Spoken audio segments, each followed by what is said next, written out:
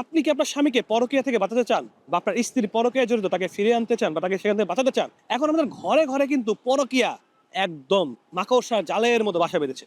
তাই আমরা এখন একটি পরীক্ষিত আমল, যেটা অনেকেই করেছেন এবং আমাদের ভালো ফিডব্যাক দিয়েছেন, সেই আমলটি আপনাদের কাছে আজকে ফ্লাশ করে দেবো ইনশাল্লাহ। মানে একবার আমভাবে বলে দেবো, এই আমলটি আপনাদের ইনশাল্লাহ আপনার স্বামীকে পরকীয়া থেকে বাঁচাবে, এবং স্বামী যদি স্ত্রীর জন্য করে, স্ত্রী পরকীয়া থেকে বেঁচে যাবে, তাদের সংসার বেঁচে যাবে ইনশাল্লাহ।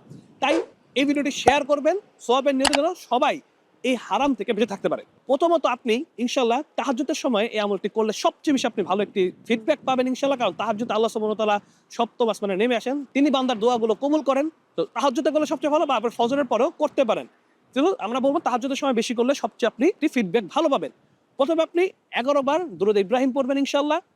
এরপরে আপনি 11 বার সূরা ফাতিহা পড়বেন, একদম সন্তুষ্ট চিত্তে তার তিলের সাথে কোরআনটি তেলাওয়াত করবেন অর্থ বুঝে। এরপরে আপনি একটি দোয়া পড়বেন 41 বার, যে দোয়াটা আপনারা স্ক্রিনে দেখতে পাচ্ছেন এবং আমরা কমেন্টে দিয়ে দেবো। এই দোয়ার অর্থ বুঝে আপনি যখন পড়বেন, স্বামী যদি করেন বলবেন স্ত্রীর কথা, বা স্ত্রী যদি করে স্বামীর কথা বলবেন যে, হে আল্লাহ, আমার স্বামী বা স্ত্রীকে আপনি হেদায়েত দান করুন, তাকে হারাম থেকে ফিরিয়ে হালালের পথে পরিচালিত করুন। এই দোয়াটা আপনি 41 বার করবেন ইনশাল্লাহ, এবং এটা আপনি মিনিমাম 21 থেকে 41 দিন আমলটি যদি করেন, আপনি ইনশাল্লাহ নিজেই বুঝতে পারবেন এটার ফলাফলটা কত সুন্দর হয়। ইনশাল্লাহ আপনার স্ত্রী বা স্বামী পরকীয়া থেকে ফিরে আপনার কাছে চলে আসবে। এটা একটি পরীক্ষিত আমল, তাই আল্লাহর উপরে ভরসা করুন, দোয়া করতে থাকুন। ইনশাল্লাহ আপনার স্বামী বা স্ত্রী পরকীয়া থেকে বেরিয়ে আসবে। আসসালামু আলাইকুম।